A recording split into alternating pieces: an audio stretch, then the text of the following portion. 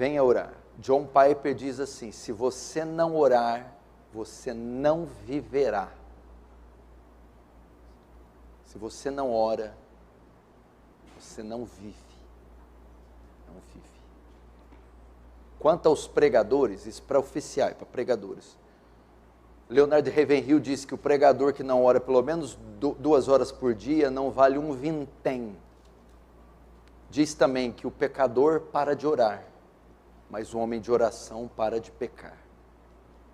Diga-me o quanto um homem ora e eu direi o quanto ele é grande diante de Deus. Perguntaram uma vez para ele: tal pregador aí famoso, o que você acha? Você acha que ele é homem de Deus? Ravenhill respondeu: não sei, nunca orei com ele. Deixa eu orar com ele, eu vou saber. Crente que não ora está fadado à falência, ao fracasso, à queda. Não presta para muita coisa não. Precisamos orar. Paulo diz em Tessalonicenses: orai sem cessar. A.W. Tozer também diz que Deus não se curvou à nossa pressa nervosa, e aquele que quiser algo de Deus deve aprender a gastar tempo, e muito tempo, em oração. Precisamos redescobrir essa arte maravilhosa de oração. Todos os homens e mulheres que se destacaram ao longo de 2000 anos de história da igreja, pode ver qualquer um, homem e mulher, tinham algo em comum. Eram homens e mulheres de oração. Oração secreta, não é aquela no almoço, ou aquela para dormir, não. Ou nos cultos. É aquela com o quarto fechado. É o quarto de guerra. Precisamos redescobrir esse ofício. Por que há tanto pecado no meio do povo de Deus? Por que há tantas feridas e mágoas nos corações? Por que há tanta fraqueza em cristãos? Não oram. Não tem vida de oração regular, prática, intensa. Aprenda a orar, meu irmão. Aprenda a dobrar os seus joelhos. Eu lembro quando eu conheci o Paul Washer, quando eu fui encontrar ele pela primeira vez, ele disse para o discípulo dele que queria conhecer alguns pastores no Brasil. A primeira vez que ele veio no Brasil. Falou: procure alguns pastores que eu quero ter algumas alianças com ele. Aí ele disse para o discípulo: mas a primeira coisa que eu vou fazer quando encontrar esses pastores é levantar a calça deles e olhar os joelhos deles, para ver se tem marcas, para saber se são homens de oração. John Piper também fala que o Facebook, o Instagram, o WhatsApp, as mídias sociais, no dia do juízo, serão a prova que nós não oramos, não foi por falta de tempo. Foi por causa do desperdício com essa baboseira audiovisual, que é essas porcariadas que você está cansado de saber. Gaste tempo com Deus. Acorde de madrugada. Faça votos de buscar Deus na madrugada. Tire um dia da semana para jejuar e passar só com água, Bíblia e oração. Sua vida não vai ser mais a mesma. Deixa um pouco de entretenimento. Nem nosso cérebro, nem nosso físico tem estrutura para suportar tanta informação de celular, computador, de televisão. Vá para o campo, vai sentir a brisa da natureza, o verde, os pássaros. Ande com Deus, caminhe com Deus, horas e horas a fio. Martinho Lutero dizia que quanto mais serviço ele tinha no dia, mais ele tinha que orar. Ele dizia assim: eu tenho tanta coisa para fazer hoje, mas tanta, que se eu não passar pelo menos 2 horas em oração, eu acho que eu não vou conseguir. Diferente de nós, que a gente não ora porque tem muita coisa para fazer. Ele não. Tenho tanta coisa para fazer, que se eu não gastar pelo menos 2 horas com o Senhor, temo não conseguir realizar. Mulheres, onde estão as mulheres? Susana Wesley tinha 11 filhos. Tinha que cuidar de 11 filhos, mas conseguia arrumar tempo para se trancar no quarto sozinha e passar pelo menos 1 hora em oração com Deus. A mãe do Dr. Joel Bick, ele pregando aqui na Conferência Fiel 2012, disse que eu sou um homem que cresceu vendo minha mãe orar, por exemplo. Meu pai às vezes me chamava para sair, Enquanto isso, eu via minha mãe entrar no quarto para orar. Passava 2 horas, eu e meu pai retornávamos. E lá estava minha mãe ainda, imóvel, no quarto, orando. Precisamos de testemunhos como esses. Precisamos de mulheres como essas. Jovens, então. E os jovens? Não estudam, são preguiçosos, são mundanos, são carnais, são rebeldes, nem sequer sabem orar, quanto mais passar orando mais de 15 minutos. Temos que ensiná-los. Lembra de Daniel? Orava 3 vezes ao dia, de manhã, à tarde e à noite. 3 vezes ao dia se colocava de joelhos diante de Jerusalém para orar. Se nós ouvirmos o testemunho dos jovens, David Brainerd, ele fez um diário onde ele registrava o seu momento devocional. Geralmente em diário a gente mostra o que fez no dia, onde visitou, o que fez, o que viajou. David Brainerd registrava no seu diário o seu momento devocional, o tempo que ele passava com Deus em oração. Ele descrevia o que ele sentia. Geralmente ele orava 2 horas pela manhã e mais 2 horas à noite ou à tarde antes de dormir. Um missionário franzino que foi pregar para os índios silvícolas nos Estados Unidos da América. Morreu com 29 anos, tuberculoso, vomitando pedaços dos rins. Perguntaram para Jonathan Edwards. Jonathan Edwards é o que pregou um sermão, Pecadores nas mãos de um Deus irado.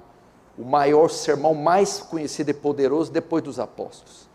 Pregou esse sermão há 300 anos e ninguém esquece desse sermão. O sermão foi tão poderoso que as pessoas se agarravam nas colunas da igreja onde ele pregou, pensando que o juízo final tinha chegado. Perguntaram para esse homem, Jonathan Edwards, qual a sua maior experiência com Deus? Ele respondeu, orar ao lado de David Brainerd, desse jovem franzino, orar com ele. Precisamos aprender sobre isso, gastar tempo. George Whitefield, D.L. Moody, todos os homens de John Wesley. Eu visitei a casa de John Wesley, lá na Inglaterra. Lá está ainda a cama dele, a biblioteca dele. E dentro do quarto dele, tinha uma outra salinha anexo, pequenininha, com uma Bíblia enorme aberta e um genuflexório. É aquele lugar de ajoelhar que é comum na igreja católica. Enquanto eu entrei lá, fiquei perplexo. A guia que estava nos guiando, me viu entrando e apontou para mim e disse, daí, dessa salinha aí, saía todo o sustento do metodismo. John Wesley é o pai do metodismo.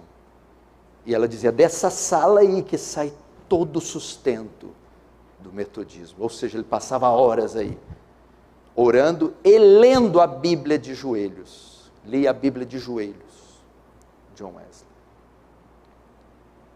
George Miller, um dos maiores missionários que a terra conheceu. Ele falou que intercedeu pela conversão de alguns amigos dele 50 anos. 50 anos que eu estou orando para a conversão de algumas pessoas. E creio ver muitas delas no céu. William Booth, do Exército da Salvação, também da Inglaterra. Um homem conhecido porque ele criou o Exército da Salvação.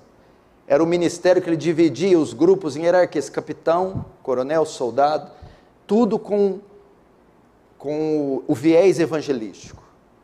E eles saíam em grupos para dar comida aos pobres, vestir os nus, para criar orfanatos e, claro, evangelizar, ganhar almas.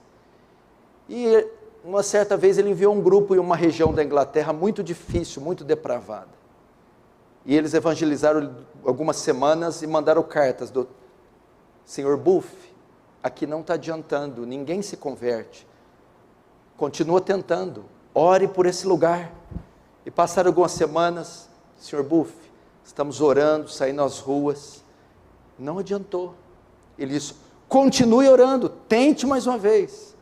E eles mais algumas semanas, Sr. Buff, aqui ninguém se converte, o pessoal é muito duro. Então ele respondeu, tente com lágrimas agora. Então essa equipe começou a chorar e prantear e jejuar e orar. Então, os corações começaram a se abrir e almas se converteram naquele lugar. Como começou o grande avivamento que varreu a Inglaterra? Estava acontecendo a Revolução Francesa, que estava trazendo um banho de sangue em toda a Europa.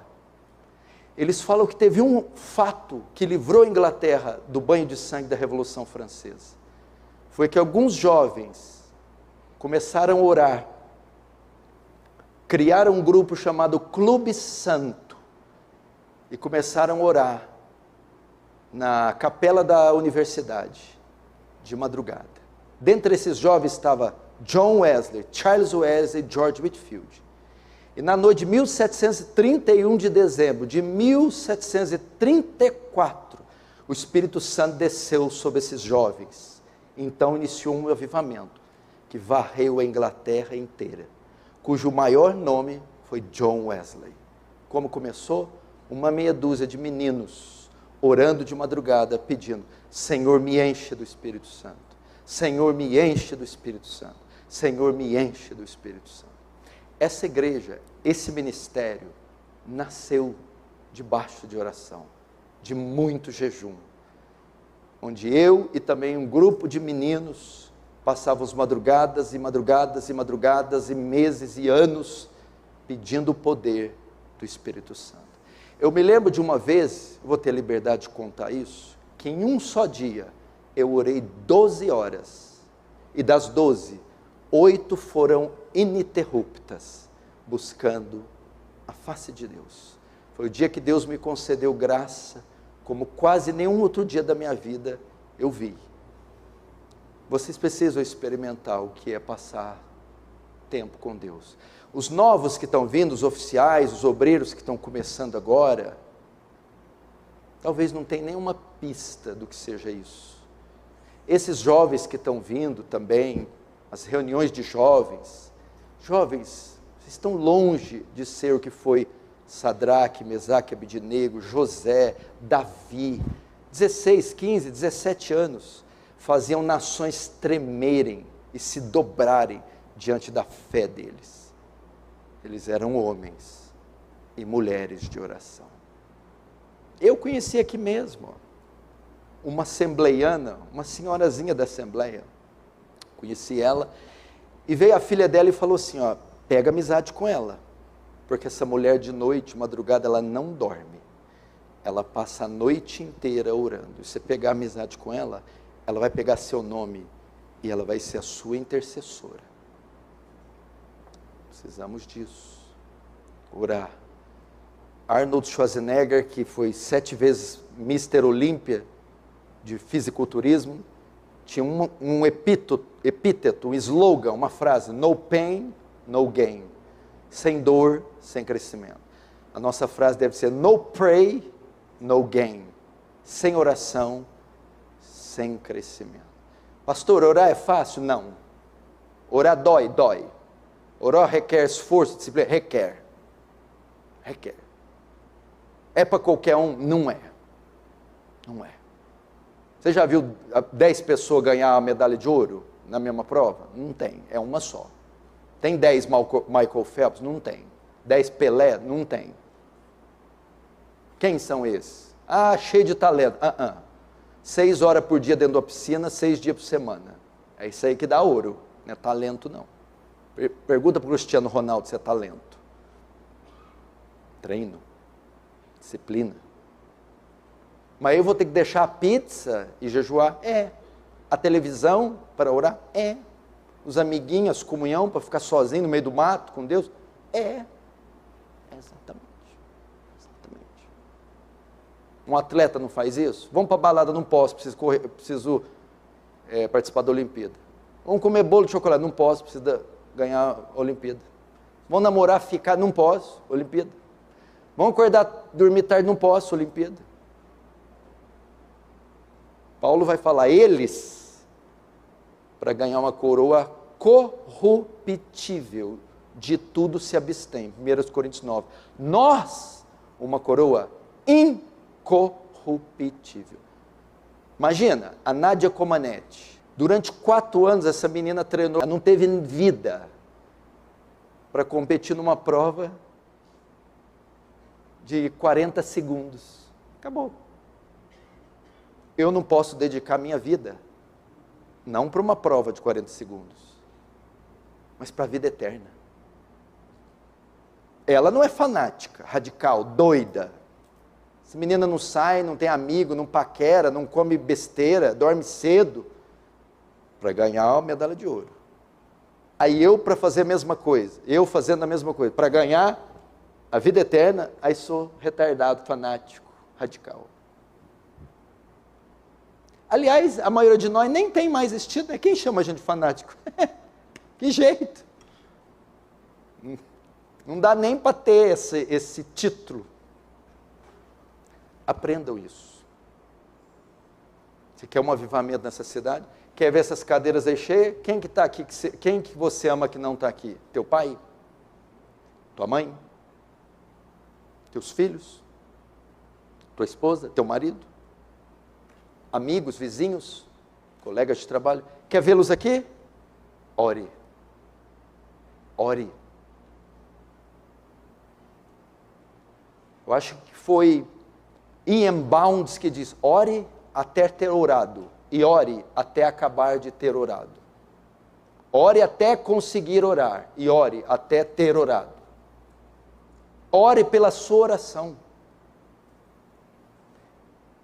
Ian Bounds diz que demora 20 anos para preparar um sermão, porque demora 20 anos para preparar um pregador. Um sermão não prepara-se na hora, demora-se anos. O sermão vai ser ungido se o pregador for ungido. O sermão vai ser santo se o pregador vai ser santo. Ian Bounds diz que Deus não unge igreja, Deus não unge igrejas, Deus não unge ministérios, Deus não unge métodos, Deus unge pregadores, Deus unge pessoas. Moody dizia, põe fogo no seu sermão ou pega o seu sermão e joga no fogo. Precisamos desse fogo. Sabe o que quer dizer a palavra serafim? Aqueles que queimam, que ardem em chamas, inflamados. Sabe por que os serafins fumegam? Aquele fogo não é deles, não vem deles. É por causa da proximidade que eles têm do trono, da glória. Aquela Shekinah, aquele fogo. Eles estão tão próximos que aquilo arde, queima eles. Nós temos que ser como esses serafins.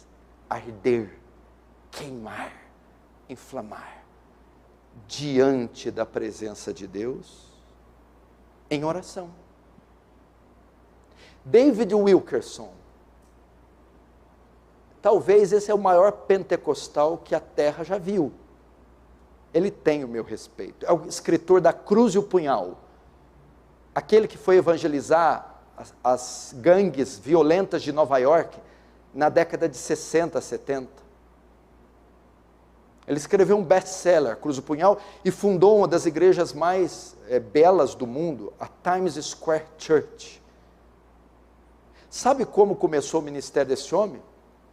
Todo dia que ele chegava, ele gastava 2 horas na frente da televisão. E Deus começou a incomodar ele. Então ele falou assim, eu vou anunciar essa televisão no jornal, e se eu conseguir vender isso agora, eu vou me dedicar às 2 horas que eu gastava com a televisão em oração.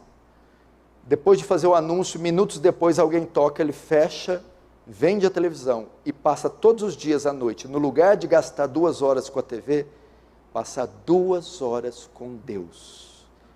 Então surge esse ministério, Deus, o World Challenge, o Teen Challenge, e vai ser esse ministro formidável. Pra você ter uma ideia, ele fundou um ministério de recuperação de drogados, que o presidente da época, Ronald Reagan, ele elogiou e disse que é um dos métodos mais eficazes de recuperar drogados, era o Teen Challenge de David Wilkerson, um homem que ousou vender a televisão e orar 2 horas antes de dormir. Experimentou? Experimentou o sabor disso? Ser visitado por Deus?